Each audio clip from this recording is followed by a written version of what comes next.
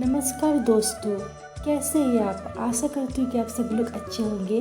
आज मैं आप लोगों के लिए एक अलग तरह का वीडियो लेकर आई हूँ और मुझे पता है कि आप लोग को ये वीडियो ज़रूर पसंद आएगा। तो ये वीडियो है एक पहाड़ के ऊपर। ये पहाड़ में कहा जाता है कि इसमें असली की परियां रहती है और ये जो पहाड़ है, इस पहाड़ का एक अलग तरह का कहानी है, एक अलग तरह का रहस्य है। तो चलिए हम जानते हैं। क्या आपने कभी परियों का देश देखा है? हम लोगों ने तो परियों का नाम सिर्फ किताबों में सुना है और पहले के लोग कहते थे कि उस ज़माने में परियां रहती थी और रहते भी होंगे, क्योंकि उस ज़माने की बात ही अलग था। तब बहुत सारे पेड़ पौधे, सुंदर सुंदर पहाड़ियाँ, फूल, ये सब थे। लेकिन अभी अगर इतने सारे उन्नतियों के बाद भी इस साइंटिफिक युग में लोग बोलेंगे कि यहाँ परियां रहती है, तो हम सब में से सिर्फ कोई ही विश्वास करेगा और बहुत सारे लोग यही कहेंगे कि ये झूठ है। लेकिन दोस्तों, ये असल में एक ऐसा देश है जहाँ पर अभी भी परियां रहती है। इस देश को कहते हैं परियों का देश। और यहाँ अगर आप लोग आना चाहते हैं तो आ सकते हैं। यहाँ पर कोई भी मनाही नहीं है, या फिर यहाँ आने का अच्छा सा प्रबंध भी किया जाएगा।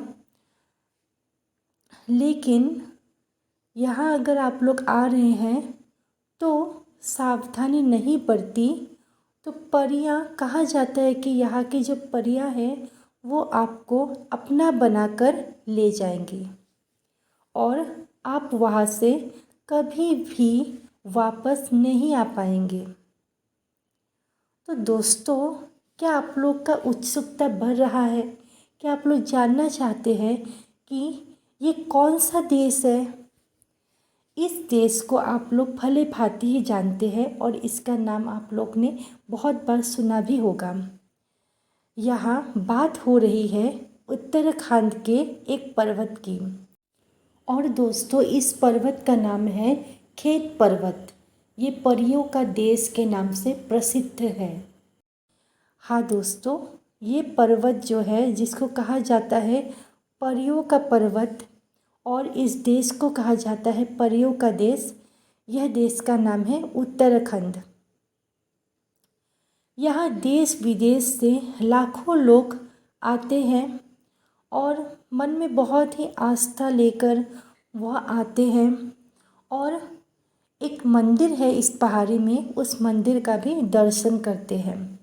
कहा जाता है कि इसी पहाड़ के ऊपर जो मंदिर स्थित है, इसी मंदिर में परियां रहती हैं। और अगर आप लोगों ने इस मंदिर में प्रवेश किया तो आप लोग को कुछ नियमों का पालन करना पड़ेगा, अन्यथा आप लोगों को परियां अपने साथ ले जा सकती है।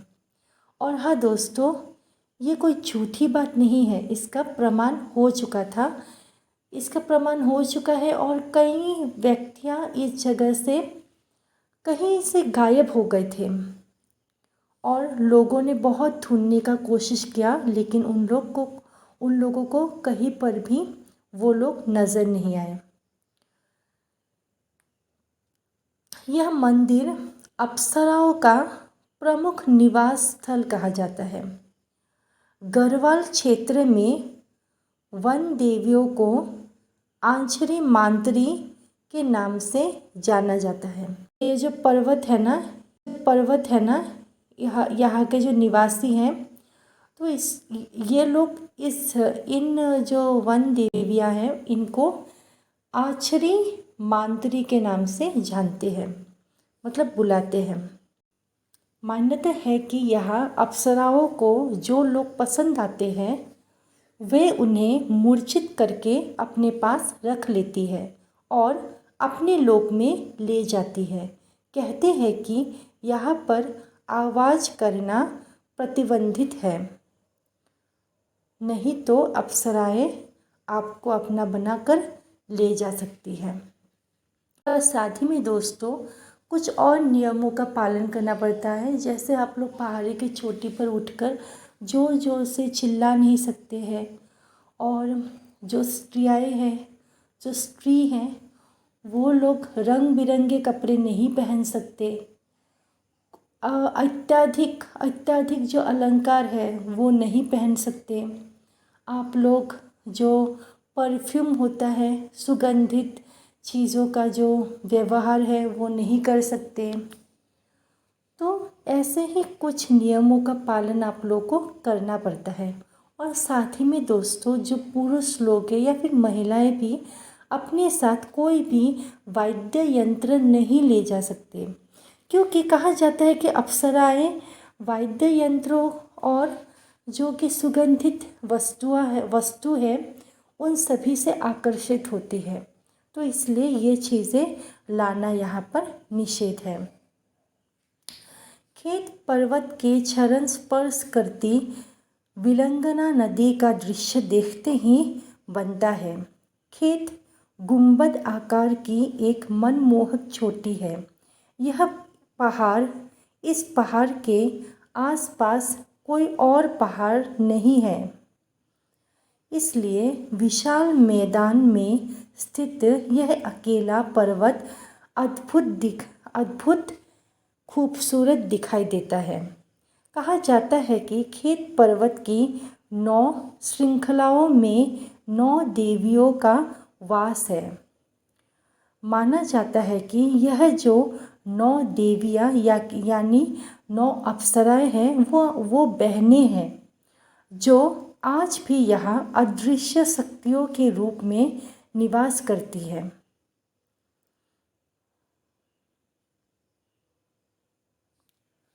तो दोस्तों इस खेत पर्वत यानी कि जो उत्तराखंड का जो ये पहाड़ है, इस पहाड़ी का एक अलग ही तरह का कहानी है, और यह कहानी साबित करता है कि यहाँ पर असल में परियां रहती है।